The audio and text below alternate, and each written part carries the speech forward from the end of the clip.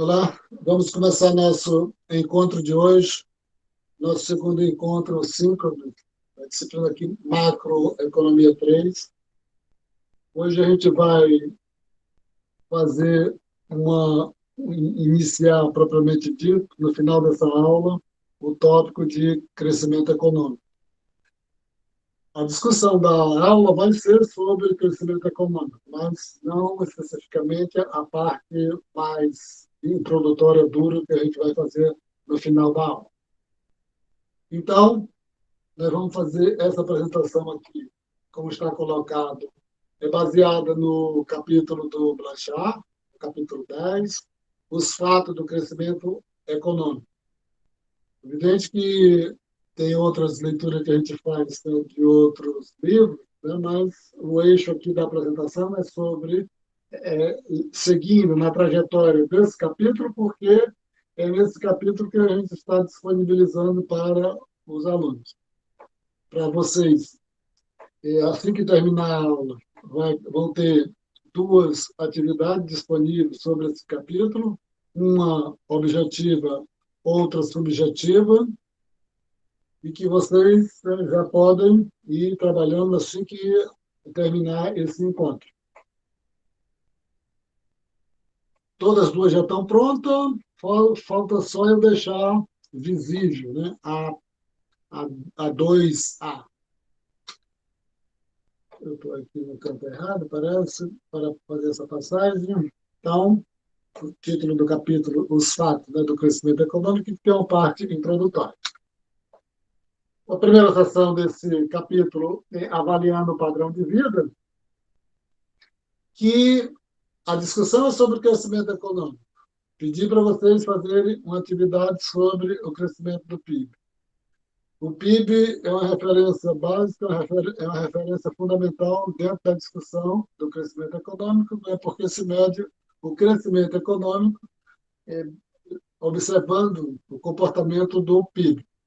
Mas aqui a gente está fazendo uma discussão sobre o crescimento econômico, né, como eu já falei no encontro passado, e o crescimento econômico, né, ele diz respeito a uma preocupação diferente daquelas preocupações de oscilações da economia no curto e no médio prazo, que leva 1 ano, 2 anos, 3 anos. Né? No crescimento econômico, a preocupação é uma década, 2, 3, meio século e um século, no sentido de explicar por que o comportamento do crescimento econômico de certos países é de uma forma e de outros países é diferente, e tem até país que tem um recuo no valor do seu PIB.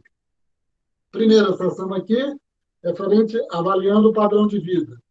E o padrão de vida, a gente tem como referência o PIB, mas o padrão de vida, nós, é motivo, né, de estudo a partir, tá vendo, de uma adaptação do PIB para estudar o padrão de vida. Né? Nós nos importamos com o crescimento econômico porque nos interessamos pelo padrão de vida. E aí, aquele tipo de coisa. Né? As pessoas que têm um padrão de vida mais elevado são aquelas que moram em países que têm um PIB maior ou um PIB menor. No caso do Brasil, onde é evidente que eu estou desconsiderando a questão das desigualdades aqui dentro do Brasil, tá? As desigualdades dentro do nosso estado, as desigualdades dentro da nossa cidade, né, que é uma das mais desiguais, né, que pode se você falar comparativamente.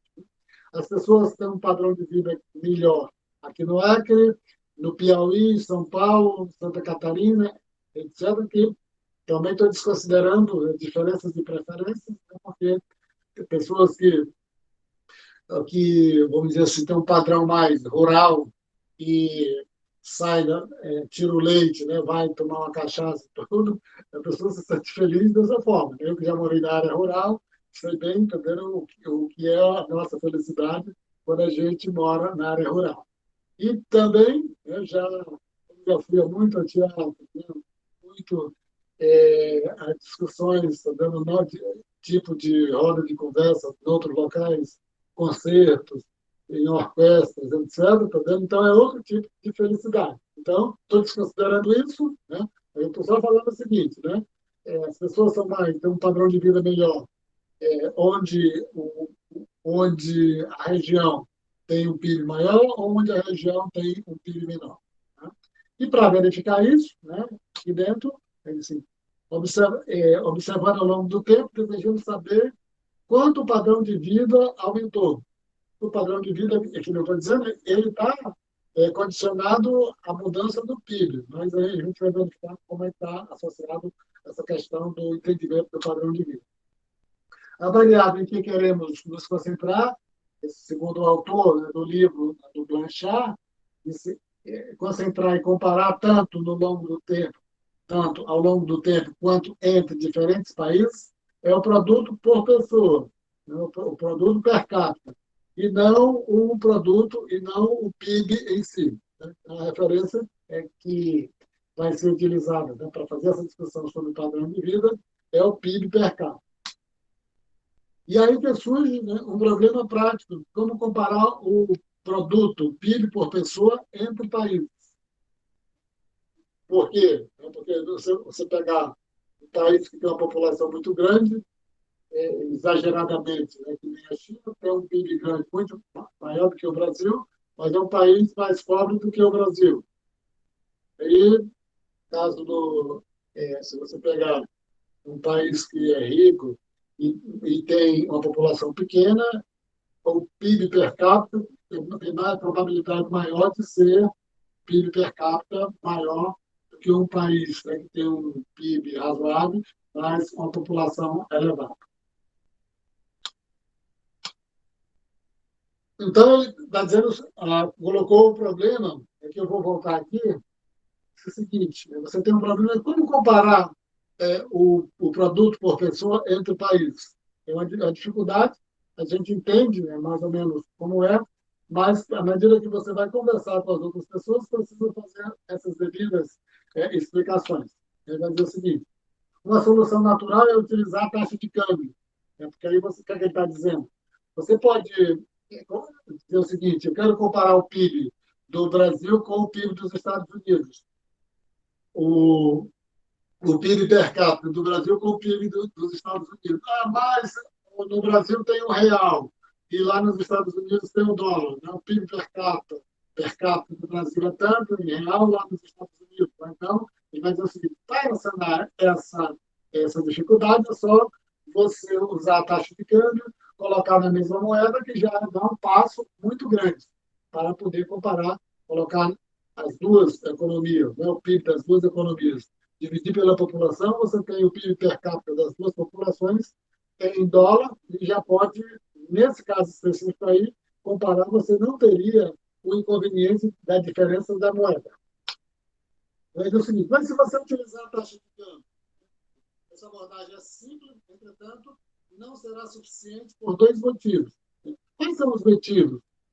Que cria problema, né, que cria dificuldade de você comparar o PIB per capita entre dois países, mesmo que sendo usando a taxa de câmbio. Alguém tem alguma observação aí para dizer? Está gravando aqui, mas se vocês falarem bem rápido e direto, não atrapalha muito, não. Né?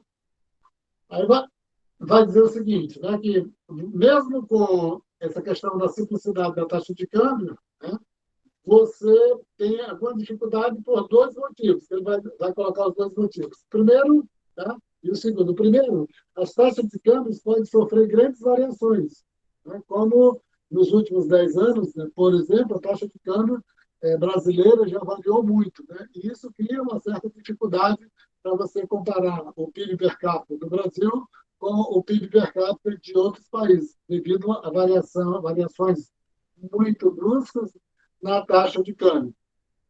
E a outra questão, que é um empecilho, quanto maior o produto por pessoa de um país, mais baixos são os preços dos alimentos e dos serviços básicos desses países.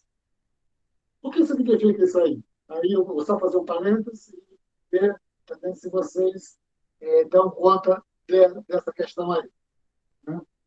Quanto menor produto por pessoa de um país, mais baixos são os preços dos alimentos e dos serviços básicos desse país. O que isso significa e que implicações isso tem para a gente discutir o padrão de vida das pessoas, né, em decorrência dessa questão. Alguém quer fazer uma observaçãozinha a respeito disso? Só para animar um pouco aqui, já que eu não estou vendo nem o nome de vocês. As pessoas vão poder se alimentar, né, professor? Oi? Oi? Essa observação aí, quanto menor o produto por pessoa de um país, mais baixos são os preços dos alimentos e dos serviços básicos nesse país. Assim se os preços dos alimentos são baixos, então as pessoas vão ter mais facilidade para se alimentar, né? Correto, bem correto. Então, a gente É, pode, lembra, pode pegar o seguinte, né? Se a gente vai. Me dê uma informação aí, tem 14 pessoas aqui na sala. Quando a gente vai em algum canto aqui tomar um café da manhã, qual é o preço que a gente paga? Não, eu vou ali, estou apressado e tudo, não vou tomar o café da manhã em casa, eu vou ali no local e tomo o café da manhã. Qual é o preço aqui de referência? Em Você média paga, dá uns R$ 5. em média, dá uns R$ 5, né? Então, isso É, que tapioca, café com a leite. moça falou agora, né, é muito interessante para você verificar isso, né, verificar isso. Se a gente, a moça falou que aqui, em média, você é R$ 5. Né? Você vai lá no Rio de Janeiro, é, toda vez que eu estou lá a gente não toma, é impossível você tomar um café da manhã por R$ 5. Isso já dá coloca uma situação diferente para você comparar o padrão de vida daquelas sociedades que têm uma renda alta de sociedades que têm uma renda baixa. Mas não vamos falar em termos de país, em termos de cidades que nem eu estou falando, não. Vamos falar em termos de país. É o seguinte, por suposição, o Brasil tem um PIB per capita muito menor do que o PIB per capita do Reino Unido, muito, muito menor. Então, vou colocar pelo menos locais que eu conheço e que eu já tive a possibilidade de fazer isso, e pegando o que o rapaz disse. É mais fácil de você se alimentar quando o preço dos alimentos são menores, os preços são menores. Então, é o seguinte, se você vai, mesmo você ganhando muito, tendo um PIB per capita elevado lá no Reino Unido, estando lá na Inglaterra, o que acontece? É que você vai almoçar, você pede um almoço, né, duas pessoas, você vai pagar 120, estou falando uns 3 ou 4 anos atrás, R$ 120, R$ 140. Aqui no Brasil, é possível você almoçar com um dinheiro muito menor. Né? Então, estou comparando o Brasil com o Reino Unido. Né? Se você chega em Portugal, você sente a diferença drástica, tá vendo? Dos preços, né? Da Inglaterra para os preços dos alimentos em Portugal, muito barato. Então, significa que mesmo em Portugal, você tendo um PIB, ou um PIB per capita menor, um PIB por pessoa menor, é mais fácil, essas pessoas têm um padrão de vida que dá para, mesmo não tendo um PIB per capita muito elevado como no Reino Unido, a alimentação lá é mais barata. Então, o que ele está querendo colocar aí nessa questão, né, dessa segunda dificuldade, é essa, tá? Onde nos países com PIB per capita menor, geralmente você tem o preço, né, dos alimentos e os serviços básicos desses países, né, são mais baixos. Infelizmente, o Brasil está entrando numa rota não muito. é, Talvez os alimentos, algum tipo de alimentos, café da manhã ainda seja barato aqui, mas se você vai para os serviços básicos, gás, energia, essas coisas, também no Brasil está ficando um pouco difícil. Tá bom? Então, pegar essas duas questões, nós estamos aqui tentando fazer essa travessia, como falar sobre o padrão de vida das pessoas em diferentes países, considerando o PIB per capita. Aqui eu não passo nada, né? Porque eu tenho de outra tela. Portanto, quando comparamos padrões de vidas, obtemos análises mais significativas ao corrigirmos os efeitos. E como é que a gente corrige essa situação aí de, da diferença de preço, tá vendo, entre os países, qual é a alternativa? Se a taxa de câmbio simplesmente ela não dá conta, coloca esse problema, qual é a medida que nós temos?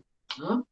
A medida que é geralmente utilizada é os números do PIB, consequentemente o PIB por pessoa, são obtidos utilizando, né, um conjunto de preços comum para todos os países. E como você tem o preço de todos os países numa única moeda, por exemplo, o dólar, o que, é que vai acontecer aqui? Né? Esses números ajustados, que podem ser pensados como medidas do poder de compra ao longo do tempo, ou de um país para o outro, são chamados de números de paridade do poder de compra, né? A PPC. E a paridade do poder de compra, ela hoje é muito utilizada, é muito comum. Você vai assistir qualquer live ou ler qualquer artigo da área de economia, quase toda vez, especialmente que está falando no âmbito internacional, é utilizado esse conceito da PPC. Por quê? Porque a gente tem aqui dentro da economia internacional, no caso aqui, até cabe a gente falar aqui, que é o fato da ideia de que, em termos de PIB, do valor de PIB propriamente dito, pode ser que em 2028 e 2029, se o crescimento do PIB da China e dos Estados Unidos forem na mesma trajetória, a China ultrapassaria os Estados Unidos em termos de PIB. Só que, em termos da paridade do poder de compra, já é constatado que a China já ultrapassou os Estados Unidos. E aí, quando vocês ouvirem falar isso, já terem essa ideia propriamente dita do que significa, né, essa discussão que é feita, né, a respeito de que você sempre tem um conflito muito grande entre os Estados Unidos e a China, que começou a se aguçar nos últimos 5 anos, né? E aí você sempre vai para essa questão, tá vendo? A China vai ultrapassar ou não os Estados Unidos? Em termos, né, de absoluto, também possivelmente, as previsões é que seria 2028 e 2029. Só que em termos de paridade do poder de compra, já teria ultrapassado. Em relação a isso, alguém quer fazer uma pergunta específica, só para a gente não voltar?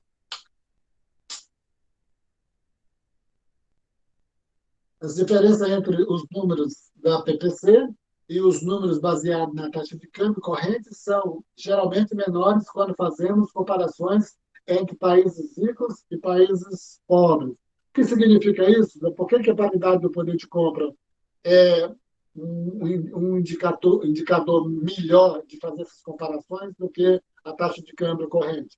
Porque se você compara, assim, o PIB dos Estados Unidos com a China, é uma diferença muito grande. Se você compara o PIB per capita da China com os Estados Unidos, é muito grande. Mas quando todas essas diferenças, quando você vai comparar especificamente em relação à paridade do poder de compra, se você tinha uma diferença de 100, geralmente isso baixa para 30 ou a diferença para 20. Né? Isso é uma situação quase normal, quase natural, quase sempre isso acontecer. Nunca vi, tá vendo, um exemplo, né, que mostrasse diferente. Né? Pode até ter que ter, mas o que é colocado nos livros é que sempre quando você vai fazer a comparação, deixa de fazer em termos da taxa de câmbio nominal e da taxa de câmbio nominal para comparar o PIB ou o PIB per capita e vai comparar em relação à paridade do poder de compra, isso se reduz muito essa diferença. É por isso que ele geralmente serve como um indicador melhor. O que importa para o bem-estar das pessoas é o seu consumo e não sua renda. Aí é uma afirmação que é feita dentro, né, dessa discussão. Você pode ter uma renda muito grande tudo, mas aí se você vai para essa discussão da paridade do poder de compra, aí você vai verificar, tá vendo?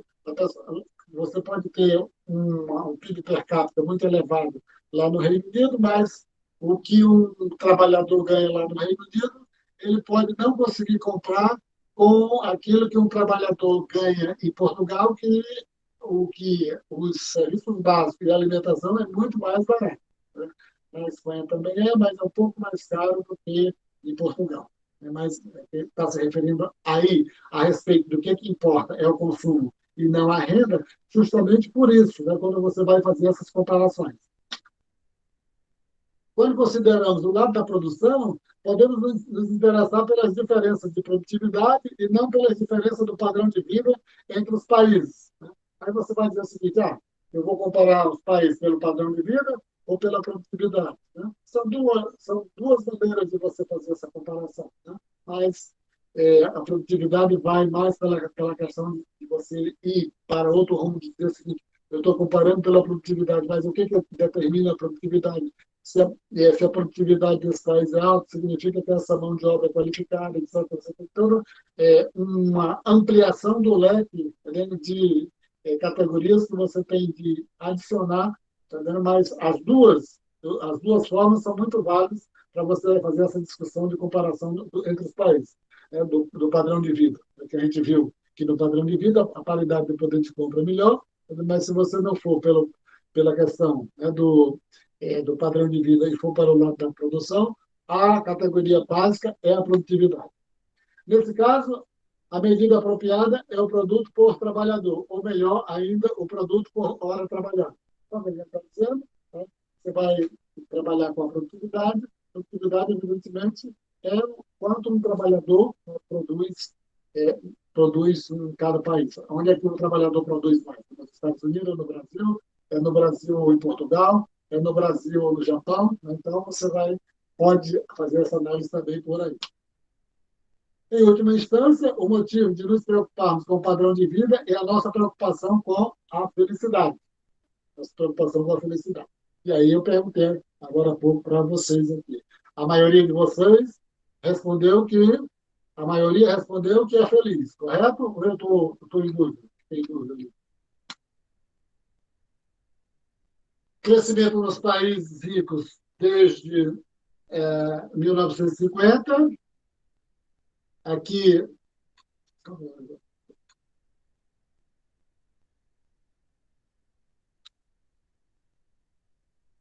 a evolução do produto por pessoas, né, em 4 países ricos, né, desde 1950.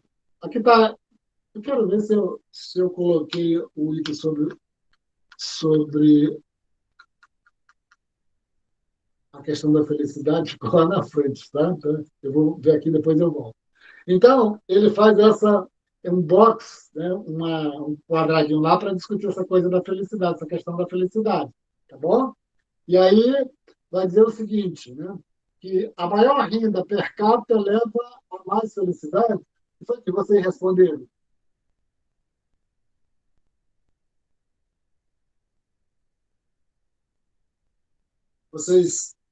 A ideia de vocês qual é? Vocês colocaram, né? Aí, quando eu coloquei a pergunta, quem é mais feliz? O pobre, a classe média, né? Que ganha ali entre 300 mil, 200 mil por mês, ou os ricos. Né? Vocês colocaram, está vendo que os pobres são felizes, a classe média é feliz, mas ninguém colocou que os ricos são felizes. Ela está colocando assim: a renda per capita maior leva a maior felicidade?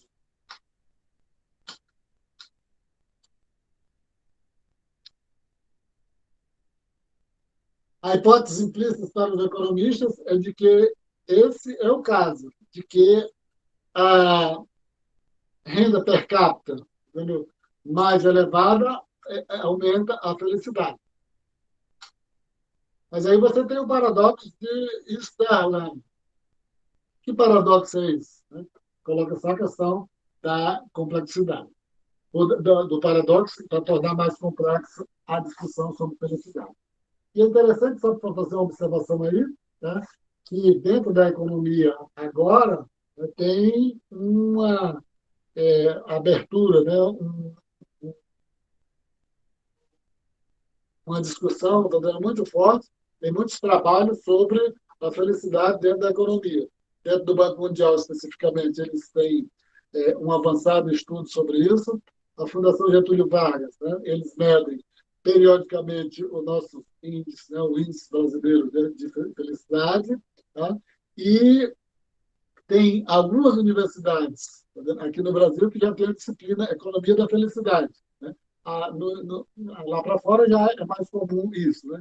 Em Harvard, eles têm um núcleo muito forte sobre isso, tá vendo? Não só no campo, né, das ciências humanas, mas também dentro da economia, né? Acho que eu tenho até um livro que eu escutei uma vez, se vocês encontram aqui. Está aqui, né? Esse autor que é muito famoso, um dos mais famosos sobre a, o estudo da felicidade, ele é um economista. Tá? E eu estou falando isso, né, só porque se alguma pessoa se interessar em fazer o trabalho de final de curso, não teria uma coisa melhor do que você estudar isso e associar com uma categoria econômica forte, né, como associar isso, né, com um tema econômico bem importante, né, ter seria a oportunidade da pessoa fazer o trabalho no final de curso e estudar alguma coisa de forma mais aprofundada. Mas qual é o paradoxo de Sterling? Né? Que ele vai dizer o seguinte, né? A felicidade parece maior quanto maior a renda por pessoa, principalmente nos países pobres. Então, se você tem um determinado padrão de vida, né? E aí você aumenta a sua renda bruscamente. Isso dá a possibilidade de lhe levar para um nível de felicidade diferente do que você vivia antes. Nos países ricos, né, principalmente no âmbito da OCDE, Organização para a Cooperação e Desenvolvimento Econômico, não se evidencia essa correlação, né, porque as pessoas já têm um bom padrão de vida e se eles aumentarem mais, tá, a sua riqueza, isso não vai aumentar a felicidade deles, tá, na mesma proporção que vai aumentando a riqueza. Nos países pobres e ricos, pessoas mais ricas são mais felizes. A única coisa que é comum, né, é que as pessoas, tá vendo, ricas são mais felizes. Né? Mas tá dizendo o seguinte, que as pessoas vão aumentando, né, a sua renda, mas a felicidade não vai aumentando. Chega um determinado momento que a renda não vai mais tendo influência na felicidade.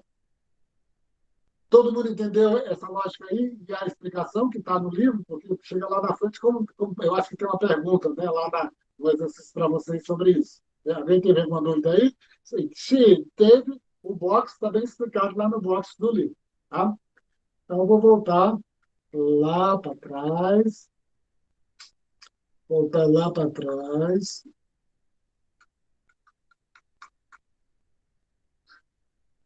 E vou tirar isso aqui.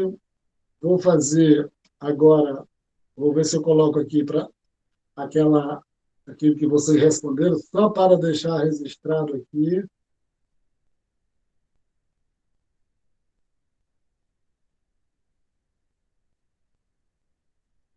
Então, eu vou só colocar isso aqui, só passar aqui, né? Qual a palavra que você usa como sinônimo de felicidade? Apareceu aí alegria, bem-estar, viver, beleza, o código, né, de entrar, paz. Quem é mais feliz, o pobre, a classe média ou o rico? A maioria colocou pobre, aí pouco a classe média, aí um pouco, tá vendo, teve uma dissonância, né, com a explicação da estrutura de análise, né, que está no manual. Vocês lá depois veem, tá vendo que não bateu com a resposta de vocês. Você é feliz? 10 pessoas falaram que sim, uma pessoa respondeu que não. Na maioria dos aspectos, minha vida está próxima do meu ideal. A maioria respondeu aqui, eu não sei ler isso aqui, né? 11 pessoas responderam. A maioria respondeu que concorda plenamente que a vida está próxima do ideal. Depois, quando eu for fazer isso, eu não coloco mais esse gráfico dessa forma, porque eu não sei ler. As condições de minha vida são excelentes? Aí ficou turvo, eu nem sei como é que eu... Deixar só registrado aí, depois, como vocês vão ver o vídeo depois, vocês voltam aí. Eu estou satisfeito com a minha vida? Complicado. Ou até hoje consegui as coisas mais importantes que eu desejo na vida? mais complicada ainda. Se pudesse viver a minha vida outra vez, não mudaria nada? Uma bagunça aqui. Aí, vou só deixar aí, dá para depois vocês responderem essas perguntas e verificarem se vocês são extremamente satisfeitos, razoavelmente satisfeitos, satisfeitos. Eu tirei isso aí do site da revista Isto É. Tá? Só para vocês acessem lá, que está colocado lá. Vou voltar para a apresentação.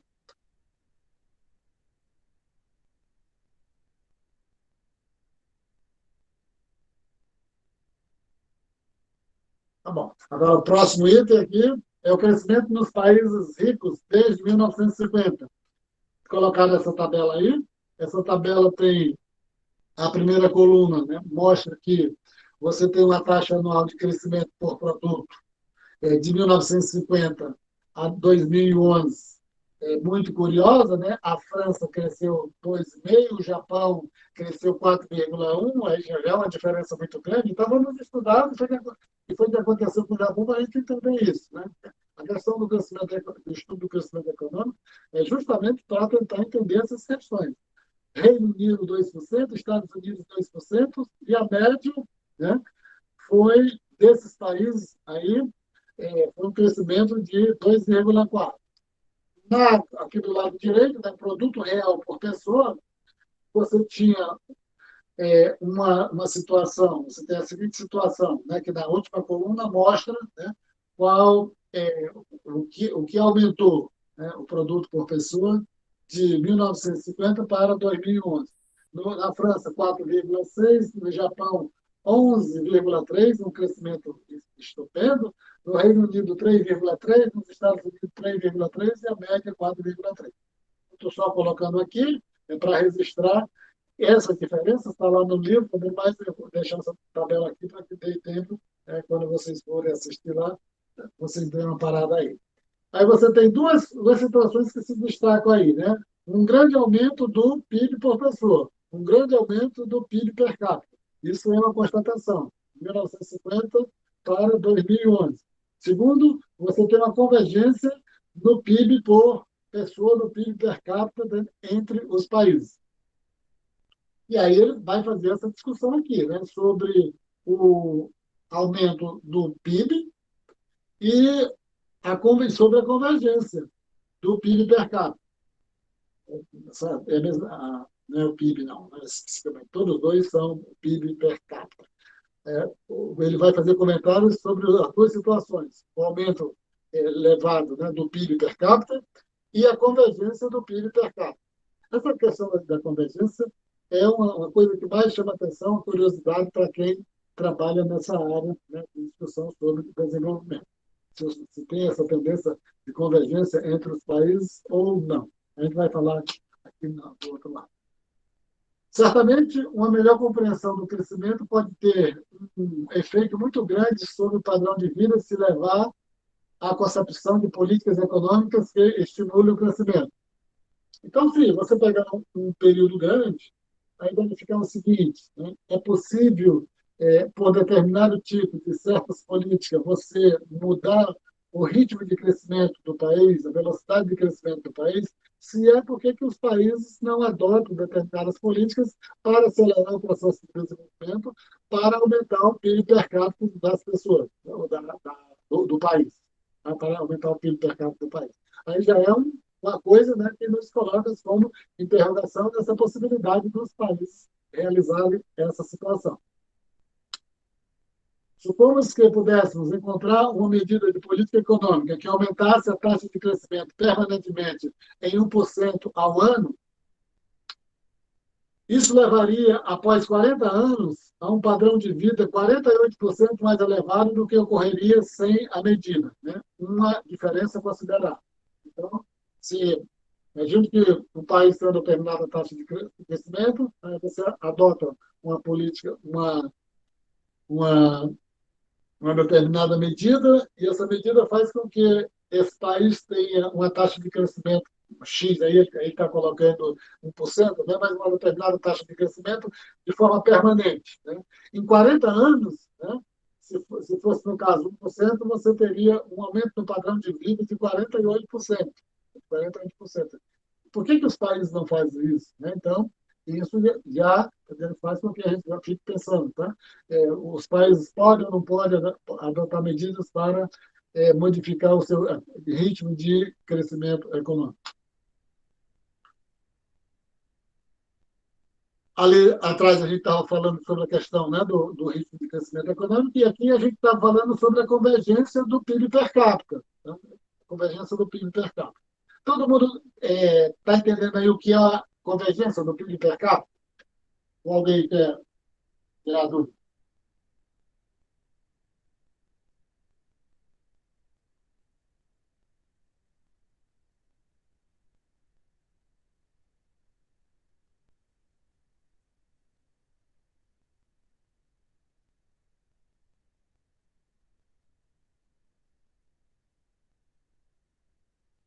Então, em relação, quando ele colocou aquela tabela anterior, foi visto que todos os países, além de ter um crescimento muito expressivo do PIB per capita, também teve uma convergência muito grande do PIB per capita entre os países. Aí você vai dizer o seguinte, tá vendo? Se for isso, tá vendo? Por que isso não acontece com todos os países? Porque naquela tabela ele fez uma seleção de países em boas condições. Tá? Então, vamos dizer o seguinte, só para a gente entender como é muito complicado essa ideia de que assim, o Brasil hoje tem um PIB per capita, será que daqui a 100 anos ele teria convergido o PIB per capita do Brasil com o do Japão, por exemplo, ou com os próprios Estados Unidos, ou a própria China, né, estaria igual daqui a 40 anos o PIB per capita com o dos Estados Unidos? Essa pergunta é boa e interessante, por quê? Né? Porque é o seguinte, que ao longo do tempo, embora você tenha a constatação de que sempre os países, tá vendo, vão aumentando o seu PIB, sempre vão aumentando o seu PIB, se você pegar para essa questão de riqueza, de padrão de vida e o país deixar de ser pobre para se tornar um país rico, tá vendo? Nos últimos 50 anos, tá, você tem os tigres asiáticos, né, ali Singapura, Taiwan, Coreia do Sul, aí eu não saberia dizer quais são os quatro, né? Hong Kong, Singapura, Coreia do Sul e Taiwan. Né? Depois você teve mais dois ou três, aí depois você teve a China. Então, nos últimos 50 anos, você não teve 10, não chegou a 10 países que se tornaram países referências para ser estudado no mundo. Então, a gente já vê que a situação é bastante complexa. O porquê disso? Né? Por que todos os países, não aconteceu com todos os países, né? O que aconteceu com os tigres asiáticos, depois com os gansos asiáticos, que eu não sei quais são, né? O conjunto, né, dos países que eu esqueci o nome deles, e com a China, né? O desempenho muito promissor, tá vendo? E muito diferenciado do Vietnã no momento, da China nos últimos 30 anos, né?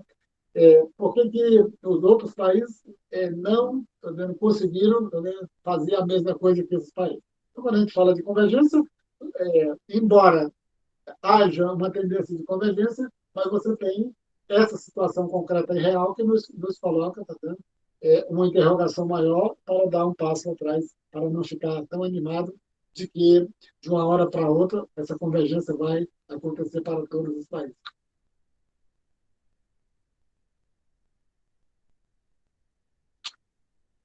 Os números do produto por pessoa eram mais semelhantes em 2011 do que em 1950. Ele está colocando, né, que em 1950 você tinha uma divergência muito maior do PIB per capita entre os países.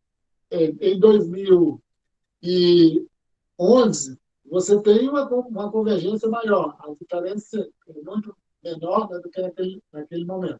Então, aí é interessante, meio curioso, como lidar com isso, né? Porque para a gente não pensar que vai ter uma convergência generalizada e universal entre todos os países. Os países que estavam atrasados vêm crescendo mais rapidamente, reduzindo a diferença entre eles e os Estados Unidos.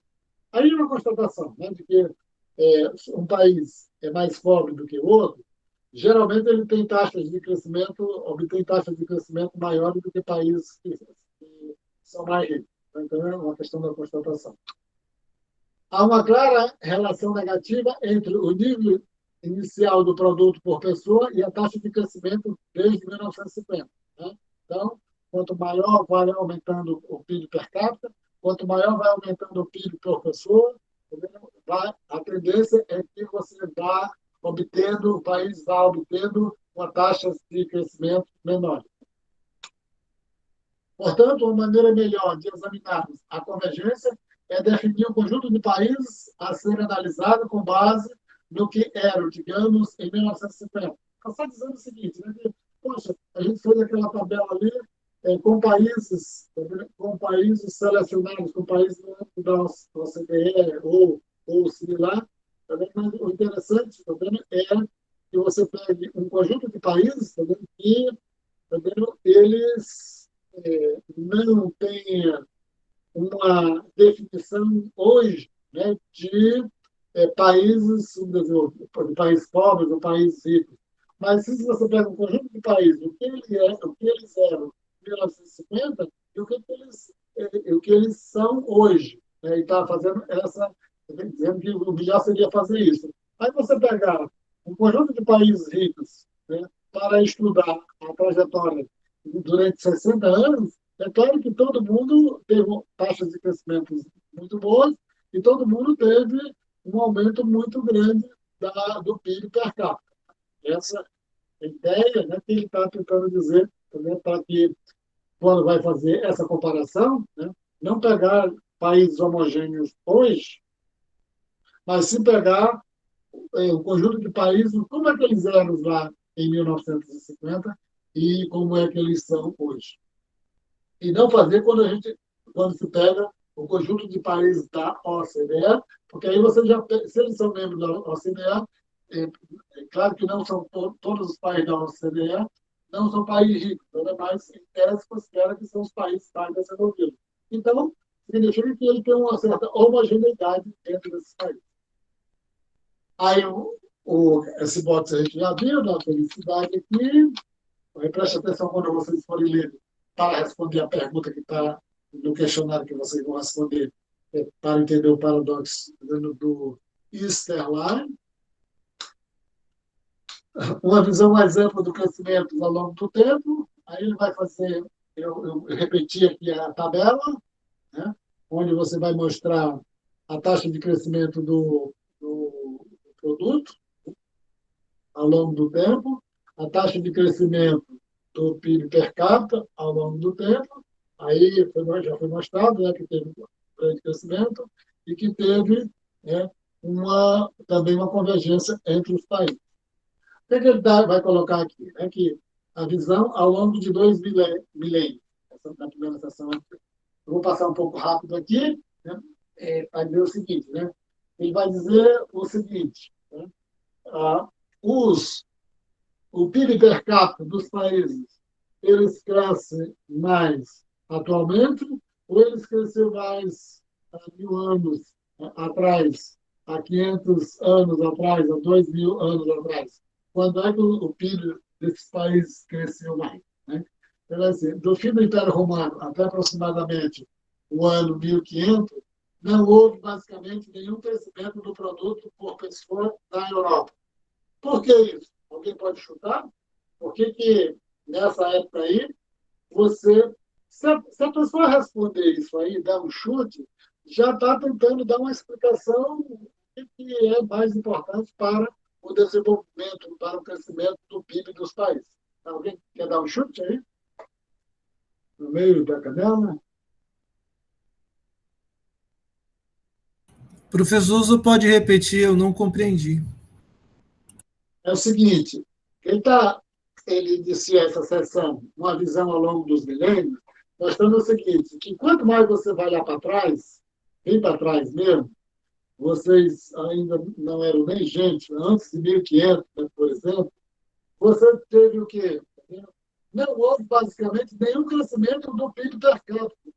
Por que que, quanto mais lá para trás, 1.000 anos atrás, era mais difícil, o PIB per capita não crescia, e por que que nos últimos 100 anos ou 200 anos, por que que o PIB per capita cresce mais do que, e por que que ele não crescia muito antes?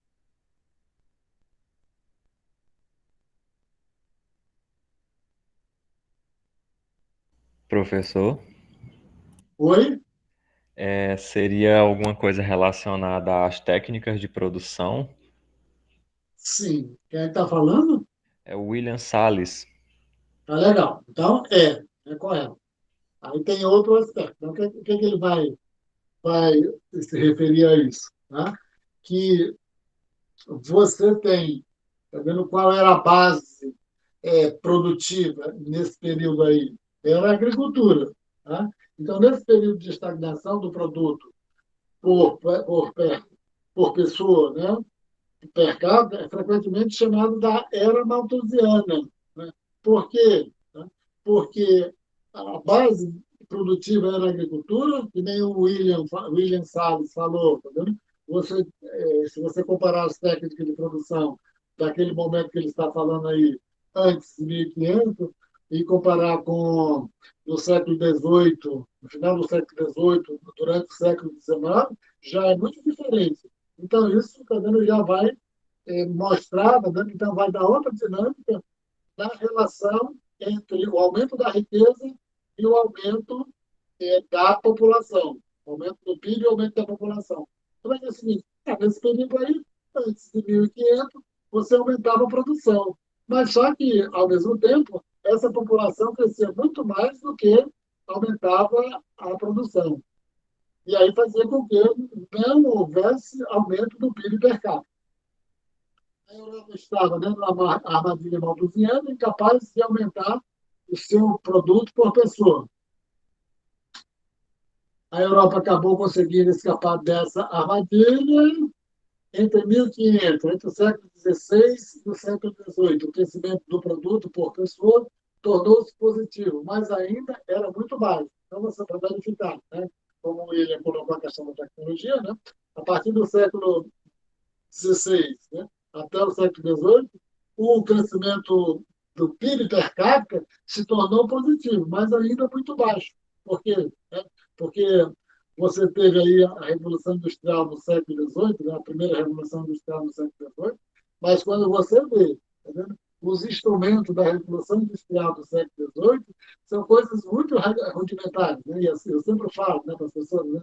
Quando a gente vai lá no Museu da Ciência, lá em Londres, e verifica os instrumentos de trabalho do James Watt, um dos principais contribuidores do invento, né, do motor a vapor, que ele pegou já na fase final mais desenvolvida, também são coisas que você não encontra nenhum ferreiro, nenhum mecânico atualmente, mesmo aqui no Acre, com ferramentas tão rudimentares que nem aquelas. Né? Então, você já tinha tecnologias mas muito rudimentares ali no século XVI, XVII, XVIII, e fez com que o produto per capita, o crescimento do produto per capita, do produto por pessoa, se tornasse positivo, mas muito baixo. E o que o Malthus dizia? Né? Ele dizia o seguinte, né? Que quando você, nessa situação, né, da armadilha malthusiana, quando você aumenta a produção, você faz com que aumenta a população. Aumentando a população, isso vai fazendo com que esse aumento da população baixe o salário, baixando o salário complica a situação de vida dessas pessoas e há uma tendência também dessa população um pouco se compatibilizar com, é, com o nível, né, tecnológico e o nível da capacidade produtiva da economia. Né? Ele dizia aquele negócio da lei malthusiana, né? De que a população crescia a taxas geométricas e a produção, né, os alimentos, crescia a uma taxa aritmética. Visão do longo do milênio, então, aumentou, né, no século XVIII. Aí, quando você chegou já do século XVIII até o início do século XX, ali no período do Adam Smith, o período já quando o Ricardo publicou o livro dele, em 1820, aumentou para 0,2% ao ano. A partir da Revolução Industrial, as taxas de crescimento do PIB per capita, né, aumentaram, mas de 1820 a 1950, a taxa de crescimento do PIB per capita por pessoa nos Estados Unidos era ainda de apenas 1,5% ao ano. Portanto, na cronologia da história humana, o crescimento sustentável do produto por pessoa, em especial as altas taxas de crescimento alcançadas desde 1950, é um fenômeno definitivamente recente. Então, quando a gente fala dessa questão da produtividade, né, então, só para essa referência aí é interessante, né, é um termo, né, um conceito muito utilizado, né, o país só pode se desenvolver, só pode crescer se aumentar a produtividade. Se não aumentar a produtividade, não adianta o governo fazer nada. Tá? Mas isso, em termos de aumentar a produtividade, que está colocando, é uma situação muito recente. Aí ele vai coloca esse gráfico aí, né, só para mostrar, né, nessa próxima sessão, visão do crescimento pelos países, tá? A taxa de crescimento do PIB per capita desde 1960 versus o PIB, né, per capita em 1960, né, em dólares de 85. Aí ele vai mostrar o que aí, né? Embaixo, no eixo horizontal, você tem o PIB por pessoa em 1960, e no eixo, dá para vocês olharem aí, no eixo vertical, o que você tem? Taxa de crescimento, né, anual do PIB per capita. O que está mostrando aí? Tá? Dividido em países. Os países da OCDE, tá? Esse losangozinho, da África, esse vermelho quadradinho, e os da Ásia, né, esse retângulozinho cor de rosa aí. O que mostra aí? É que o melhor desempenho para os países da OCDE, maior desempenho para os países da OCDE, os países da África têm um desempenho muito, muito sofrível, e aí tem até países que regrediram nesse momento, né? E na Ásia você tem a situação paradigmática, né? Porque foi na Ásia que a maioria dos países que nos últimos 50 e poucos anos deixaram de ser pobres e se tornaram países ricos são países asiáticos, né?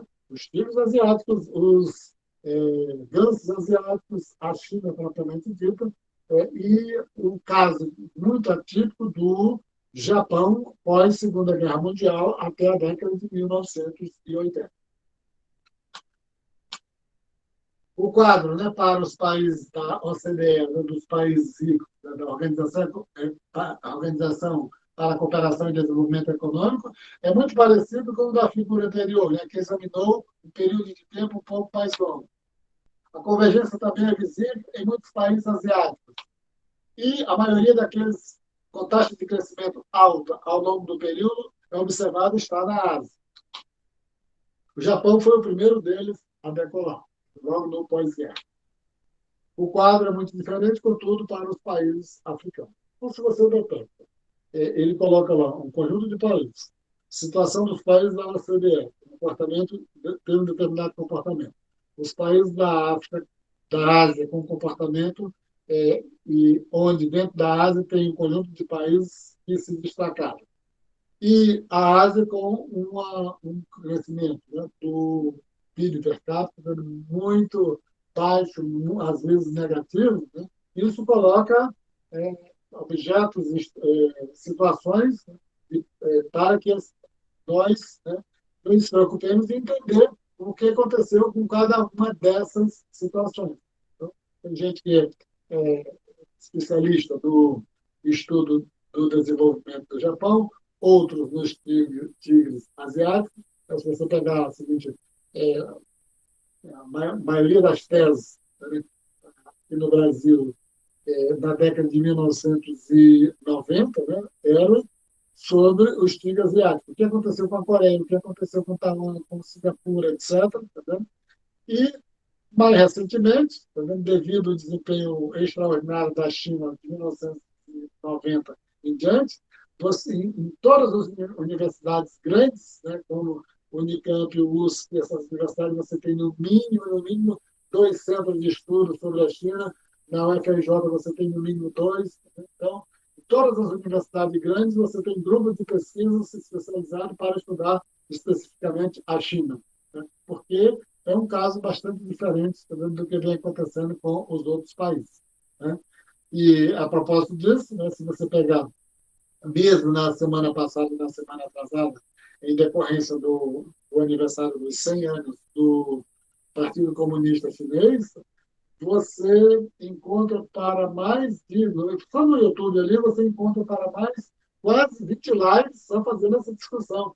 Discussões de alto nível, então você vai encontrar análises extraordinárias a respeito, tá vendo, da China nesse a propósito, né, do aniversário do partido, mas eles aproveitam para analisar a China, né, nesses últimos 50 anos. Aqui a gente vai, tá vendo, chegar agora na última sessão, e aqui nós vamos fazer a introdução propriamente dita, tá vendo, da primeira, das teorias, as bases analíticas, né, para responder, para explicar por que uns países crescem mais do que os outros, por que os países não crescem, por que tem diferenças e divergências entre os países, por que tem países que regridem, por que, que tem países como o Japão, que foi bastante ativo, por que tem a China hoje, que é bastante atípico, e aí a gente vai entrar agora nessa discussão mais organizada agora, né, sobre como é que os economistas, propriamente dito, né, passaram a estudar, passaram a trabalhar para estudar essas situações para dar as explicações, né? Então, essa é a última sessão do capítulo, né, e que ela serve, né, de base introdutória, né, para o que vai ser visto nos últimos 3 capítulos do livro, né, que a gente está utilizando, e vai mostrar essas teorias, essas teorias. Elas não são mostradas, né, do jeito que elas são apresentadas nos textos acadêmicos, nas revistas, elas são apresentadas da forma que está colocada aqui nos livros, né, nos manuais, tá? De uma forma adaptada, tá? Adaptada para que sirva, né, principalmente para os propósitos, né, de muitos de vocês que vão fazer o exame, né, para fazer alguma pós-graduação, ou se vai fazer algum concurso. Só para lembrar isso, né, que basicamente o que cai é chamado modelo de solo. Quando você vai fazer um concurso sobre crescimento econômico, basicamente o que cai é sobre o modelo de solo. Então, para vocês, quando forem estudar alguma coisa que a gente estiver vendo aqui, vocês se preocuparem essencialmente com isso, né? Quando a gente vai para discussões mais cheias de nuances, né, aí geralmente não cai em concurso. A não ser que seja o concurso da ANTEC em algumas perguntas que tenham pegadinha, né? Mas, entendendo o básico, fica bastante fácil para de você enfrentar essa situação. Então, vamos aqui, tá vendo? Que o ponto de partida, tá? O ponto de partida aqui, tá vendo? Que os economistas, né, passaram a utilizar foi a função de produção agregada. A função de produção, vocês já viram em mais de uma disciplina, talvez em 3 disciplinas ou 4 disciplinas antes, né, no curso aí para trás, desde introdução à economia, tá vendo? Em outras disciplinas para frente, tá? Aqui ela vai ter uma diferença, tá vendo? Porque eu não sei se em algumas situações, tá vendo, vocês estudaram a função de produção agregada, né? Ou se estudaram só tanto introdução à economia como lá na microeconomia, só referente à função de produção das empresas individuais, tá? Mas o conceito é o mesmo, a base é o mesmo, tá? Aqui só para lembrar, né, que esse ponto de partida aqui, tá, ele iniciou com um texto, né, do Robert Solow, que o Robert Solow ele é um economista. Eu vou colocar aqui todas essas, isso aqui que está marcando, tá vendo? Ele publicou esse texto em 1956. Né? Em 1956. Eu vou fazer isso assim, como uma curiosidade. Tá? A partir desse texto e mais algumas coisas que ele produziu, ele ganhou o Prêmio Nobel de Economia, tá? Porque foi ele que iniciou essa largada, né, sobre o estudo, né, do crescimento econômico dentro da economia, né? Explicar por que está essa divergência entre os países. Então, esse texto aí foi publicado em 1956. Tá? Aí eu vou fazer uma pergunta de curiosidade para vocês. Tá vendo? Não vou fazer a pergunta, né, porque também não cabe aqui. Né, só dizer. E o Solo, né, eu não sei o ano que ele ganhou o Prêmio Nobel de Economia, mas ele ainda é vivo. Tá? Então, ele publicou um texto que ele ganhou o Prêmio Nobel de Economia em 1956. Tá? E ele ainda tá vendo, vivo atualmente. Viu que até recentemente ele publicou um livro, eu acho que eu tenho até aqui, deixa eu ver se eu acho. Aqui é um conjunto de textos, né, que ele publicou, não sei se dá para vocês verem aí, né? Growth Theory, né? Que ele faz algumas observações recentes, incluindo o texto dele que ele escreveu, né, quando ele ganhou o prêmio Nobel de Economia. Então, essa informação aí, tá vendo que ela é importante, né? Porque quando vocês forem ler as perguntas, né, a respeito, forem fazer um concurso ou coisa parecida, a primeira coisa, se quer ler alguma coisa sobre crescimento econômico, a primeira palavra que vocês vão ouvir falar é solo, né? Vão falar, né? Solo, o modelo de solo, segundo modelo de solo, etc. Né? E aí, por isso que eu estou falando isso, enfatizando, né? Para que vocês tenham um pouco grave aí na caixola. O ponto de partida de qualquer teoria do crescimento econômico deve ser uma função de produção agregada. Aí, como o conceito tradicional mesmo, está vendo a função de produção, né? Que ela estabelece a relação entre o produto, aqui no caso é o produto agregado, e os insumos utilizados na produção. Supõe-se agora que haja dois, né, diferentes dos capítulos anteriores, principalmente o capítulo 7, né, quando trabalhou com a função de produção, que lá tinha apenas, né, um insumo de produção que era o trabalho. Por que não cabe aqui? Agora está trabalhando de crescimento econômico. Quando fala de crescimento econômico, a preocupação é 20 anos, 30 anos, 40 anos, e não de flutuações econômicas que pode ser, né, cabe você fazer essa análise com modelos muito mais simplificados, né, com apenas uma variável, como aqueles, né, que são tratados, né, no início do curso, né, com uma função de produção apenas com o fator trabalho. E é interessante, né, que na próxima aula, não sei se vai dar tempo, tá vendo? E essa função de produção, tá vendo? Como ela tem duas variáveis, e aí qual é a base, né, da função de produção com duas variáveis que é utilizado na economia, em termos de maior simplicidade, né? Que é a função de produção Cobb-Douglas. Tá? Hoje, na introdução, nós não vamos ver nada, né? Mas no próximo capítulo, eu não sei se é na próxima aula, mas tá vendo, a gente vai um pouco tá vendo, verificar como é que o solo, né, passou, né, tem como base a função de produção para criar as duas funções, né, do modelo de solo. E o nosso objetivo aqui é chegar, depois de passar dessa introdução, né, lá na próxima aula, dizer o seguinte, tá, o que é esse modelo de solo, quais são as duas funções do solo e o que ele diz sobre o crescimento, né, como é que ele explica o crescimento.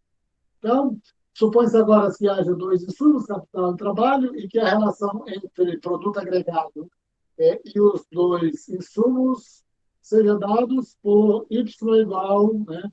O Y, né, o produto, é a função do K e do M. Então, a Y, né, a função de produção aí. O produto é a função do capital e da mão de obra. E aí, nessas notações aí, vocês vão encontrar sempre para o trabalho o L, que é muito comum você encontrar, ou o N. Então, vocês sempre vão se acostumando aí, vai sempre encontrar essa questão aqui na macroeconomia, o L ou o N, nas funções está se referindo ao trabalho, está se referindo à mão de obra. O que determina a quantidade de produto que pode ser obtida para dados montantes de capital e trabalho? Aqui, pessoal falando que aqui eu não estou fazendo o percurso quando a gente vai falar, explicar passo a passo como é que o solo chega à função dele. Aqui nós estamos fazendo a introdução, que ele já dá um pulo enorme, né? Já vai se referir aqui a dizer o seguinte, vendo qual é o determinante principal, vendo que faz com que dê sustentação ao processo de crescimento econômico. Ele já vai dizer que é a tecnologia. Isso, por um lado, é vantajoso, né? Porque já antecipa alguma coisa, mas, por outro lado, é um desserviço muito grande, né? Porque a gente não percorre todo o caminho para chegar nessa questão da tecnologia. E aí é interessante, porque quando fala de tecnologia, o termo tecnologia é o principal divisor de aula, divisor da aula, né, para entender a diferença entre o modelo mais simples, mais bruto do solo, para os outros modelos que avançaram para explicar de forma mais convincente, né, o crescimento econômico dos países. Então, se detém aí que a expressão tecnologia, além de estar aqui muito antecipado, para dizer o seguinte, né, que o que determina o produto mais eficientemente é a tecnologia, e a tecnologia também é a palavra que vai diferenciar o modelo de solo para os outros modelos. Tá? Aí, quando verificar como ela é utilizada dentro do modelo de solo. Né? A função, né, de produção depende do estado da tecnologia. Né? Ou seja, você tem uma quantidade de capital e uma quantidade de mão de obra dados, né? Então, todas as modificações, né, todas as transformações vão se dar a partir do estado da tecnologia. Quanto mais avançado o estado da tecnologia, maior será a, o produto, né, proveniente, né, do uso do capital e da mão de obra, né, para um dado nível de capital e para um dado nível de mão de obra. Né. Aí, eu vou só colocar aqui, né, e o que se chama de tecnologia. Né. Aqui na página 229, né, ele faz essa pergunta. Eu vou só ler aqui, né, para facilitar, para ficar registrado. Como podemos definir o estado da tecnologia? Outra pergunta. Como uma lista de projetos que determina tanto a gama de produtos que podem ser obtidos da economia, quanto as técnicas disponíveis para produzi-los? Ou podemos pensar em estado da tecnologia de uma maneira mais ampla, incluindo não apenas uma lista, mas também a forma como a economia está organizada, desde a organização interna das empresas, ao sistema legal, a qualidades do cumprimento das leis, ao sistema político e assim por diante.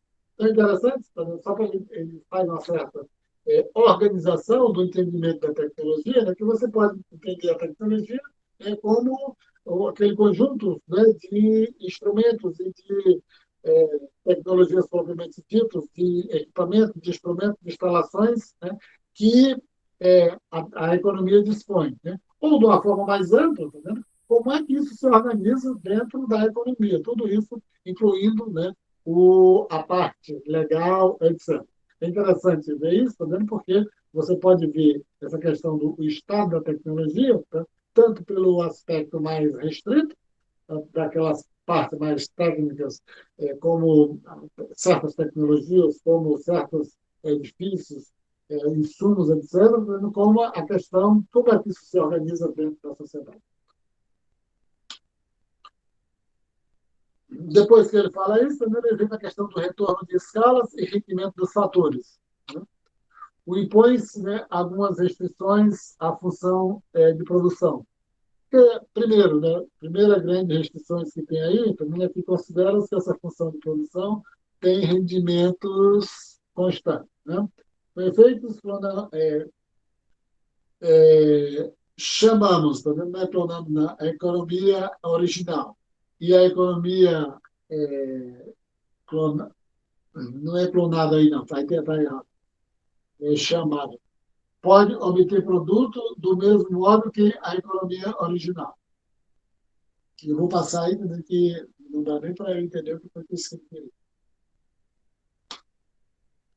Essa propriedade é chamada de retornos constantes de escala. Então, ele vai só colocar, se referir aqui, né, a primeira grande restrição que eu disse, né, é que essa função de produção, né, ela pressupõe que existe que os retornos são constantes, né? Ou seja, retorno constante, quando você aumenta proporcionalmente os dois fatores, você também vai ter um aumento proporcional no produto. Se a escala de produção dobrar, o produto também dobrará, né? Então, se você aumenta duas vezes o capital, duas vezes a mão de obra, você vai ter uma duplicação do produto, né? Ou, generalizando, né, o X, você tem o XK e o XM, né, vai corresponder a um XY, né, a uma multiplicação da produção em decorrência do quanto foi aumentado o capital e quanto foi aumentado a mão de obra do trabalho. O que devemos esperar que ocorra se apenas um dos dois sistemas da economia, digamos, o capital aumentar? Agora, aqui é uma situação diferente, certo? Que se você está dizendo que tem retornos de escala, né, retorno de escala, e se aumentar os dois simultaneamente. Mas se aumentar apenas um fator de produção, o que é que vai acontecer? Certamente o produto aumentará. Se o capital inicial é pequeno, um pouco mais de capital ajuda muito. Então, aqui ele já está dando uma ideia do. Você tem retornos constantes de escala, mas já está mostrando a questão, né, em direção aos rendimentos decrescentes. Mas se o capital inicial já é grande, um pouco mais não fará grande diferença. Então, essa questão aqui é se modificar apenas um fator de produção. Então, a gente viu que retornos constantes está relacionado com mudanças simultâneas ao mesmo tempo nos dois fatores de produção. Aí, para o entendimento, né, do rendimento decrescente, do rendimento decrescente, está se referindo em se aumentar apenas um fator de produção, o que é que acontece? A partir de um determinado momento, né, esses retornos deixam de ser constantes, né? Se antes eles eram crescentes, deixam de ser constantes, tá? E passam a ser decrescentes. Ao contrário, né? Se eles antes eram constantes, passam a ser decrescentes, ele chega até uma parte negativa, se caso aumentar muito o capital em relação ao trabalho existente. Chamaremos essa propriedade de rendimentos decrescentes do capital. E também, da mesma forma, se mudar só o trabalho, você vai ter a situação de rendimento decrescente do trabalho. Aí, mostrando na curva, no gráfico, né, o que acontece, as duas situações, a gente viu que, né, você pode ter a situação de rendimentos constantes, quando muda os dois ao mesmo tempo, mas você tendo situações de mudança, apenas mudanças um dos fatores, então você vai ter uma situação diferente. Para você ver isso, também você vai verificar o produto por trabalhador e o produto por trabalhador e o produto por trabalhador. Aí o produto por capital e por trabalhador. Tá? Desculpe, que aí está errado. Então, um é produto por, que eu coloquei aqui, é produto por capital e produto por trabalhador.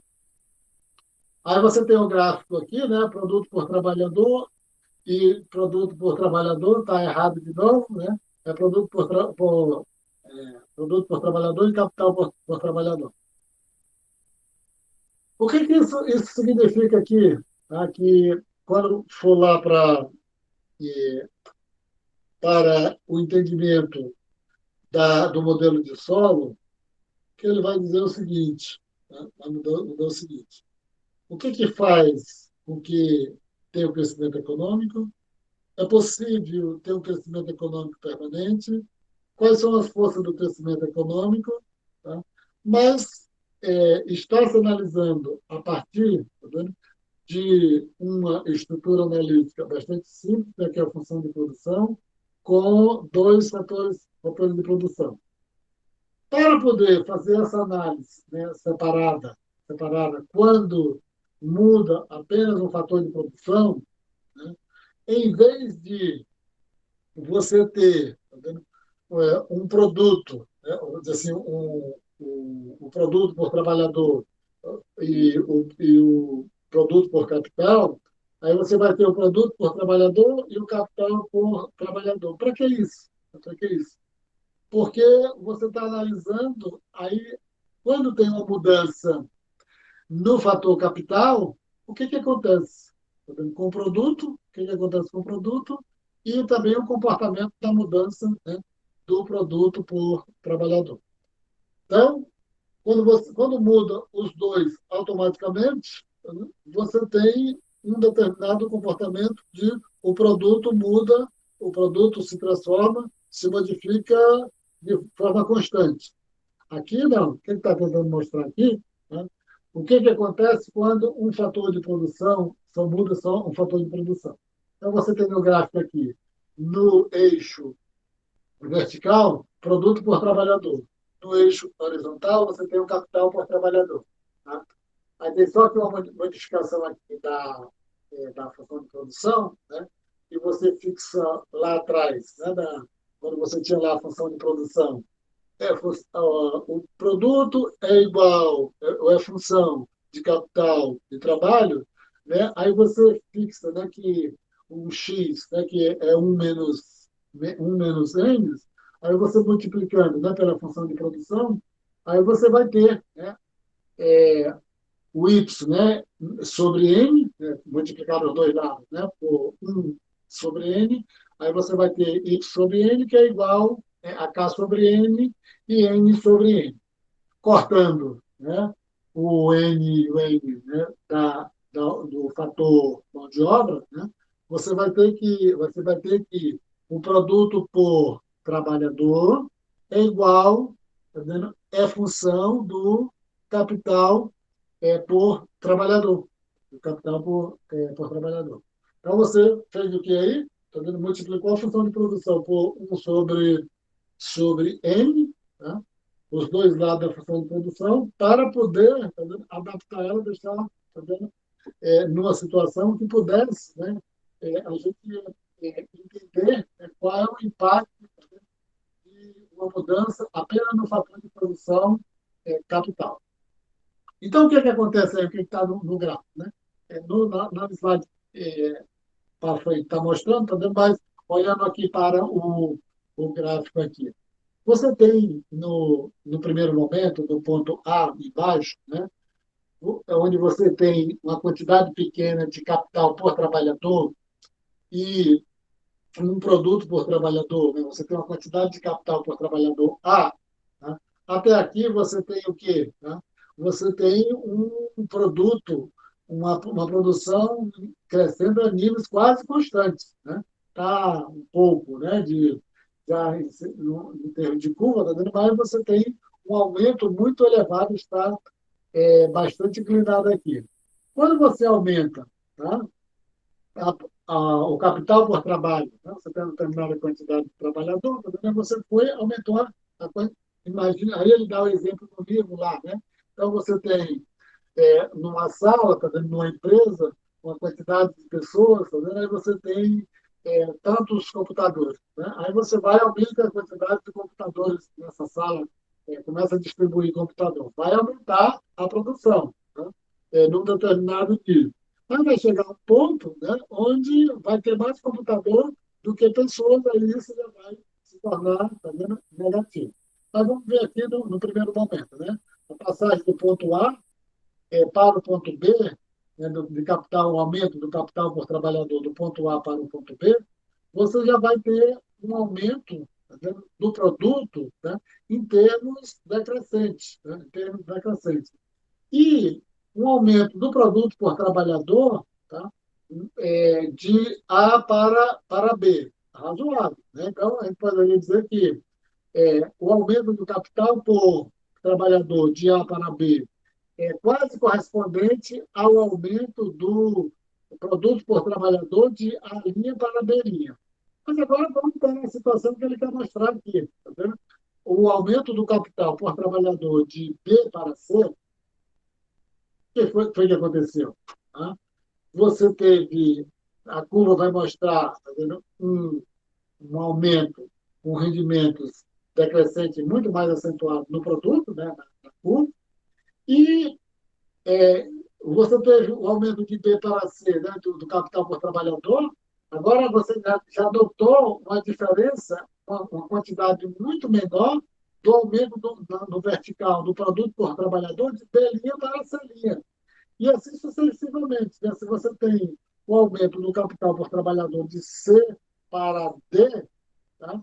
Olha o aumento que você tem muito pouco do produto por trabalhador de C' para D'. Então, ele está mostrando o seguinte aí, né? Que o aumento, mantendo-se constante a quantidade de trabalhadores, modificando só o capital, você vai ter uma situação de rendimentos decrescentes para o capital.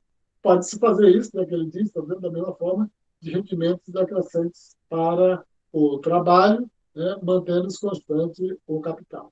E aí, isso aí é uma coisa, tá vendo, que é visto, né, não apenas aqui na função de produção agregada, mas também em outras, né, situações, tá, em outras disciplinas. Aqui ele vai só está colocado só o que eu falei no passado, né? E você tem lá o, o Y sobre N, né? O produto por trabalhador é a função do capital por trabalhador. Né? O aumento do produto por trabalhador pode advir de aumentos do capital por trabalhador, né? Só que cada vez em taxas decrescentes. Os aumentos do produto por trabalhador também podem advir do aperfeiçoamento do estado da tecnologia, que desloca a função de produção F, né, e levam a mais produto por trabalhador, dado o capital por trabalhador. Então, mas no caso aqui, está se considerando a tecnologia aqui constante. Mas, é claro, a tecnologia a mesma, né, homogênea. Mas, no caso, se você tivesse mudança de tecnologia, poderia ser que você tivesse um aumento, né, do produto por trabalhador, mesmo em uma situação que aumentasse o capital por trabalhador. Isso é mostrado na figura seguinte, né? O aperfeiçoamento do estado da tecnologia desloca a função de produção para cima, né? Aí, tá, eu levei para lá, né? Então você tem o capital por trabalhador no eixo horizontal e o produto por trabalhador no eixo vertical. Se você tem um aumento da tecnologia, né? Você teria um aumento do produto, né? Do produto para cima, um deslocamento do, mostrando o aumento do produto por trabalhador em decorrência da incorporação de novas tecnologias. Fontes de crescimento, né? Assim podemos considerar o crescimento como proveniente da acumulação de capital e do progresso tecnológico. A acumulação de capital per si não pode sustentar o crescimento. Então, veja o seguinte, né, que o capital tem um impacto, né, no processo de crescimento. Ele aumenta o produto por trabalhador. Só que esse aumento não vai ser permanente, né, em função da condição dos rendimentos decrescentes. E é interessante essa afirmação aí, tá?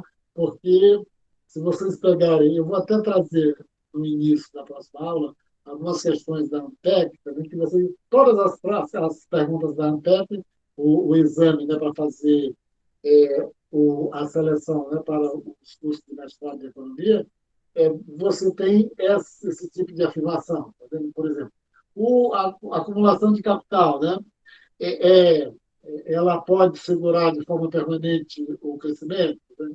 É muito comum ter esse tipo de afirmação. Como aqui está colocando, né, de forma direta, né, A acumulação de capital per si não pode sustentar o crescimento? Então, isso se vocês, né, eu vou trazer só para ilustrar para vocês como é que é colocado lá no IPEC, né? Agora, além disso aqui, tá vendo? De verificar em que situação e o que é que sustenta de forma permanente o crescimento. Se não é acumulação de capital, que é importante para aumentar o produto por trabalhador, o que sustenta o crescimento de forma permanente? Isso significa que a taxa de poupança da economia é relevante e que é irrelevante. Então, vai dizer, está passando do pressuposto que a acumulação de capital é proveniente da poupança. Aí está dizendo que a acumulação de capital não sustenta o crescimento econômico de forma permanente. Aí já faz a pergunta. Então, a poupança é irrelevante, né, para o estudo do crescimento econômico? Né? É ou não é? Vamos ver se é, né? Tanto hoje como não, principalmente na próxima aula. Eu quero só fazer um parênteses aqui, tá vendo? Que é sobre essa questão de poupança determinar a acumulação de capital. Isso é a maior polêmica que tem. Né? Então, se vocês forem amigos, né? Por exemplo, eu vou estudar, fazer mestrado numa determinada universidade e lá eu vou ser orientando, tá vendo? De um determinado professor ou um grupo de professores. Né? Então, vocês têm muito cuidado com esse negócio, né? Assim, e nunca falar, tá vendo? A poupança é pressupõe o desenvolvimento, o crescimento econômico, a acumulação de capital, ela pressupõe a poupança. Cuidado com esse tipo de informação, que aqui nós estamos estudando o modelo de sono e considera isso. Né? Mas se você for para outro determinado grupo de pessoas, eles vão mandar você sair da sala. Tá vendo? Vão dizer que você não estudou economia. Então, eu vi até antes de ontem, tá vendo? Uma pessoa colocou lá no Twitter dele, o economista que acha que a, a poupança, né, é anterior ao investimento, isso nunca estudou economia. Tá?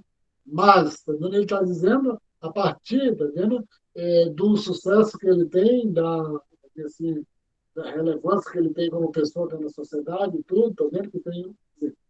Mas as pessoas que estão encaminhando, né, que estão estudando, sabe que se estiver estudando aqui o modelo de solo pressupõe isso, né, que o investimento depende da poupança. Consequentemente, a acumulação de capital depende da poupança. Aí está dizendo assim, como a acumulação de capital per si não sustenta o crescimento permanentemente, aí leva a pergunta, né? E aí, entendeu? A poupança é irrelevante no estudo da no estudo do crescimento? Não, né? Ele vai dizer o seguinte, que não é. Mas aqui nós estamos falando outra coisa. Né? O crescimento sustentável exige progresso tecnológico sustentável. Tá? Então, era isso, né, que eu queria colocar hoje. Tá vendo? Deixei lá para vocês as duas tarefas. Uma já está visível, a outra vai é, daqui a pouco ficar visível, tá? E na próximo encontro nós vamos, né, nos encontrar. Tá vendo? Eu não sei nem se está todo mundo aí ainda, né? Mas eu ainda estou aqui. Bom, já saíram duas pessoas. É bom que eu tenho agora uma extensão aqui que eu coloco no Chrome, que eu vejo precisamente o tempo que cada pessoa fica aqui. Né? Depois a pessoa nem tem como me dizer, tá vendo? Eu estava, eu não estava. Se vocês quiserem eu mostrar para vocês daqui a pouco, tá vendo? Quanto tempo, quem caiu, quem é que tem internet ruim, quem é que tem internet boa, tá vendo? Eu vou até fazer isso daqui a pouco. Tá? Alguém tem alguma observação para fazer? Para eu concluir isso aqui? Se não, eu vou interromper a Ficou bem gravação. claro, professor. Oi? Ficou bem claro. Somente aquela parte da acumulação de capital final, né? A acumulação de capital, que não existe acumulação de capital sem não existe o crescimento isolando apenas a acumulação de capital, que sim, que tem que ter a acumulação de capital e o progresso técnico. Uhum. Isso a gente vai ver melhor lá para frente, tá bom? A gente está só no começo do documento.